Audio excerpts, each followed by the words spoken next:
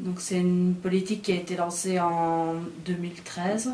En fait, c'était dans le programme politique du nouveau président qui a été élu en 2012. Et donc qui vise à donner une couverture en assurance maladie à tous les Sénégalais. Alors, contrairement à beaucoup de pays qui font un système très centralisé au niveau de l'État, le Sénégal a décidé de se baser sur les mutuelles de santé pour ce projet. Et donc, ils sont en train d'essayer d'implémenter pour le moment une mutuelle dans chaque collectivité locale. Donc, dans chaque commune ou bien dans chaque communauté villageoise, etc. Essayer qu'il y ait une mutuelle partout. Et donc de baser vraiment leur système d'assurance nationale sur ces mutuelles-là. Alors ce qu'ils ont fait, c'est pour pousser les gens à adhérer, ils ont décidé de subventionner les cotisations. Donc la cotisation globalement c'est 7 000 francs, donc francs CFA, donc ça fait une dizaine d'euros. Mais les gens ne doivent payer que 3 500 francs CFA et l'État subventionne les 3 500 autres francs.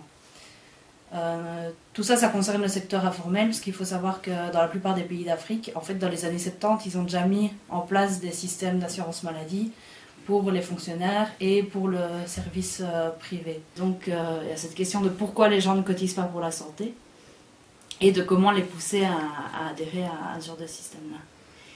Et donc, j'ai appris hier que par rapport à la migration, justement, ils sont en train de...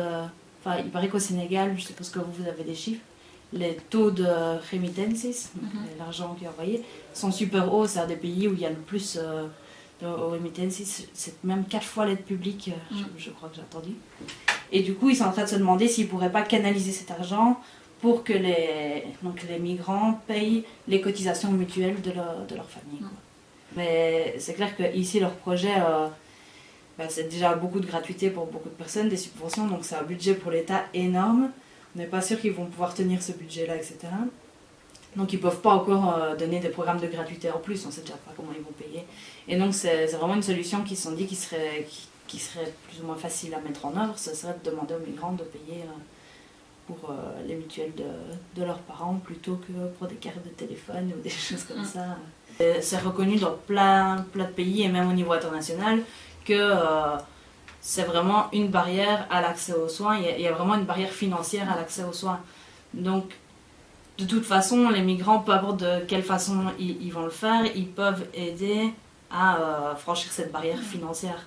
Maintenant, il faut voir quelle est la façon la plus efficace. Est-ce que c'est plus simple qu'ils envoient directement l'argent à leur famille en leur disant voilà, on vous l'envoie et c'est pour payer votre mutuelle et les gens s'en servent pour payer la mutuelle, ou est-ce qu'ils vont s'en servir pour autre chose? Là, c'est pas moi qui le sais. Ou est-ce que c'est mieux de... c'est une bonne idée aussi, cette idée d'essayer de capter l'argent pour les mutuelles. J'ai déjà entendu que les migrants qui sont ici sont hyper demandés par leur famille, sollicités. Comme quoi, t'es devenu médecin ou je ne sais pas quoi parce qu'on a payé tes études. Maintenant, tu dois payer pour tes frères, tes sœurs, tes petits cousins, leurs enfants. Et donc, je pense que c'est plus... pour eux que ça répond à un besoin direct de se dire voilà, j'ai trouvé un système où je donne la même somme d'argent tous les mois et c'est une façon un peu de se dédouaner aussi de toute cette pression familiale qu'ils ont derrière.